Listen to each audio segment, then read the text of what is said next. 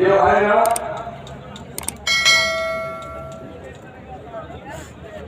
আল্লাহর রহমতে আগামী দিনের অভিভাবক আমাদের ডাক্তার শফিকুর রহমান সাহেব বাংলাদেশে অভিভাবক করেন ইনশাআল্লাহ। আমি আমার দাউদকান ধারা আগামী অভিভাবক হিসেবে আকর্ষণ করে একটি কথা বলছি। আপনি আমাদের বাংলাদেশের অভিভাবক ডাক্তার শফিকুর রহমান সাহেবকে আমাদের দাউদকান তথা কুমিল্লা বাংলাদেশের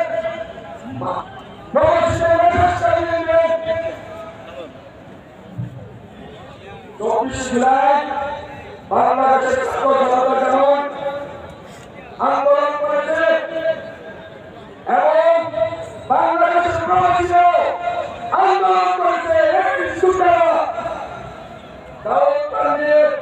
মেঘনা এমন একটি ধারা চারদিকে নদী সুন্দর একটি ধারা।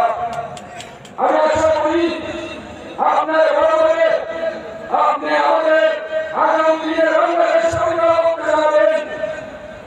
এই দাউদকান মেঘনায় একটি প্রবাসী শিল্পমন্ত্রী গঠন করার জন্য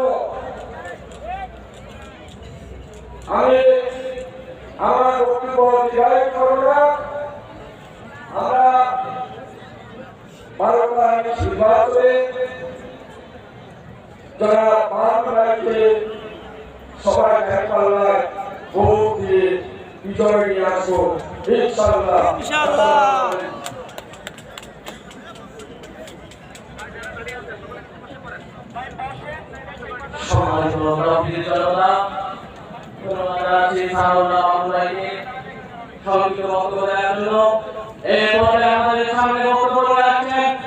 দক্ষিণ পূর্ব এশিয়ার বৃহত্তম ছাত্র আন্দোলন বাংলাদেশ ইসলামী ছাত্র শিবির কুমিল্লা উত্তর জেলার সংগ্রামী হিসেবে ছাত্ররা জনাব শাকিল আহমেদ, ছাত্ররা জনাব শাকিল আহমেদ।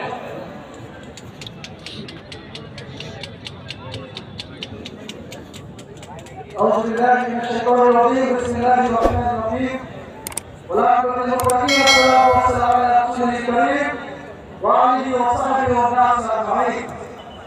أشهد أن لا إله إلا الله জাতীয় সংসদ নির্বাচনের সামনে মাওলানা মুফতি আহমদ বাংলাদেশ ইসলামী দাউদকান উপজেলা আয়োজিত আজকে নির্বাচনী সভায় উপস্থিত আছেন।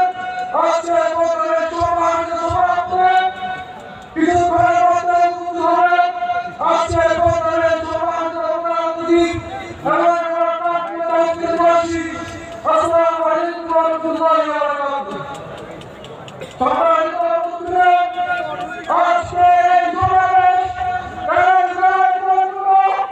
আজকে এই সমাবেশ এটাই প্রমাণ করে আমাদেরকে দুর্নীতি আমাদেরকে ভক্তি দেন আমাদেরকে দিনের পক্ষে বিরুদ্ধে পারবে না।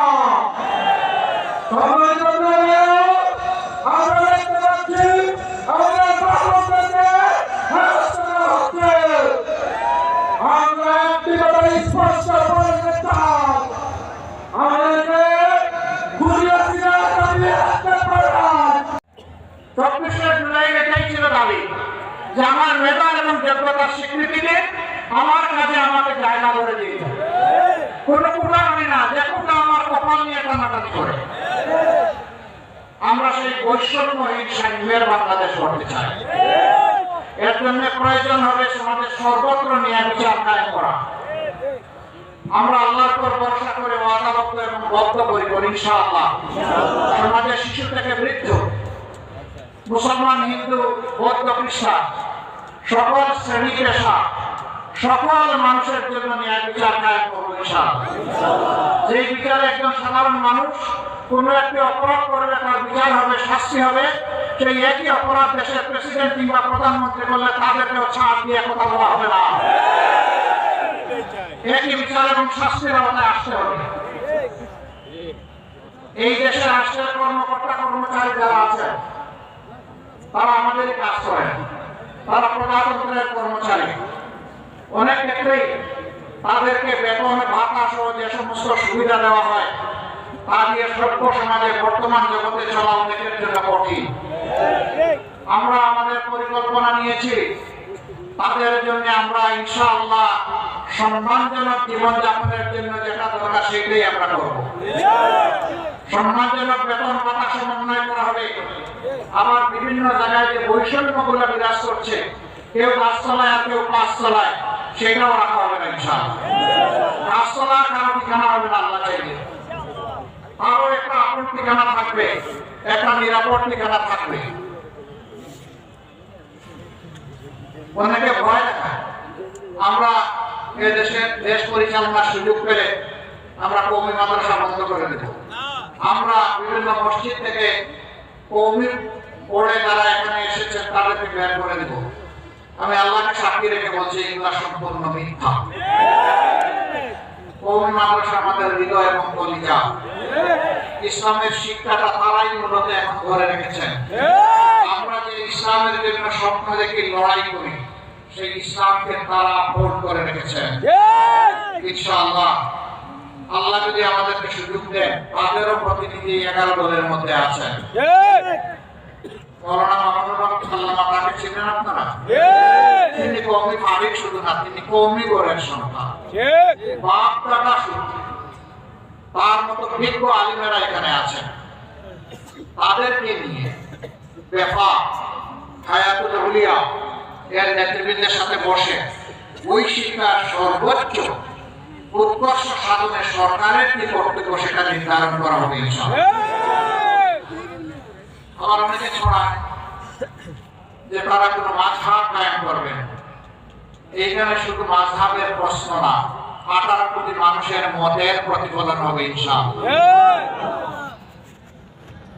যেখানে যা প্রাধান্য পাওয়ার তাই পাবে, ন্যায্যতার ভিত্তিতে। এখানে আমার সামনে 6টা দাবি উত্থাপন করা হয়েছে, দাউদকান্দি থেকে জেলা করা সহ আরো অনেক দাবি।